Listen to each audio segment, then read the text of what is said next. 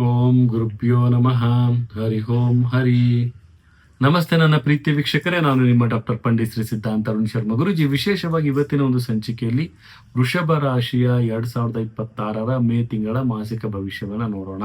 ವಿಶೇಷವಾಗಿ ವೃಷಭ ರಾಶಿಯವರಿಗೆ ಈ ಒಂದು ತಿಂಗಳಲ್ಲಿ ಕುಟುಂಬಸ್ಥರಿಂದ ಸ್ವಲ್ಪ ತೊಂದರೆಗಳಾಗುವಂತಹ ಸಾಧ್ಯತೆಗಳು ಕಂಡು ಬರ್ತಾ ಇದೆ. ಮಾತಿನ ಚಕಮಕಿ ಆಗುವಂಥದ್ದು, ವ್ಯವಹಾರ ವ್ಯಾಪಾರಗಳಲ್ಲಿ ಸ್ವಲ್ಪ ಮಟ್ಟಿನ ಇಳಿಕೆಗಳಾಗುವಂಥದ್ದು, ಕುಟುಂಬಸ್ಥರಿಂದ ಕೆಲವೊಂದು ಬಿರುಕುಗಳಾಗುವಂಥದ್ದು, ಮತ್ತೆ ಆದಾಯಕ್ಕಿಂತ ಹೆಚ್ಚಿನ ಒಂದು ಖರ್ಚುಗಳಾಗುವಂತಹ ಸಾಧ್ಯತೆಗಳು ಸಹಿತ ಇಲ್ಲಿ ಕಂಡು ಬರ್ತಾ ಇದೆ.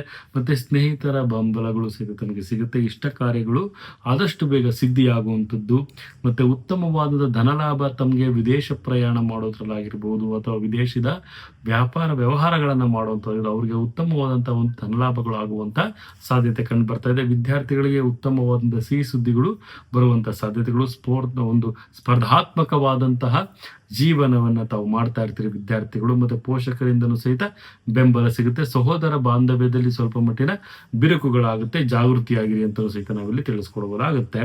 ವಿಶೇಷವಾಗಿ 5 ಅನ್ನುವಂಥ ಸಂಖ್ಯೆ ತಮಗೆ ಉತ್ತಮವಾಗಿ ಬರ್ತಾ ಇದೆ. ಹಸಿರು ಬಣ್ಣ ತಮಗೆ ಉತ್ತಮವಾಗಿ ಬರ್ತಾ ಇದೆ.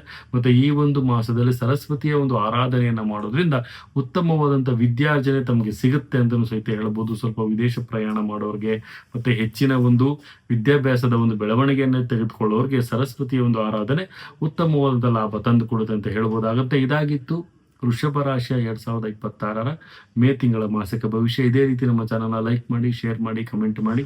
ಪ್ರತಿಯೊಂದು ವಿಚಾರಗಳನ್ನ ತಾವು ಬೆಲ್ಲೈಕಾನ್ ಒತ್ತೋದ್ರ ಮುಖಾಂತರ ತಮ್ಮ ಮೊಬೈಲ್ಗೆ ಪಡ್ಕೊಳ್ಬೋದು ಅಂತ ಹೇಳ್ತಾ, ನನ್ನ ತಾಯಿ ಜಗನ್ಮಾತೆ ಶ್ರೀ ಕೊಲ್ಲೂರು ಮೂಕಾಂಬಿಕಾ ದೇವಿ ಪ್ರತಿಯೊಬ್ಬರಿಗೂ ಸಹಿತ ಆರೋಗ್ಯ, ಆಯಸ್ಸು, ಸಂಪತ್ತು ಕೊಟ್ಟು ಕಾಪಾಡಲಿ ಅಂತ ಹೇಳ್ತಾ, ಸರ್ವೇ ಜನ ಸುಖಿನೋ ಭವಂತು, ಸರ್ವಮಂಗಳಾನಿ ಭವಂತು.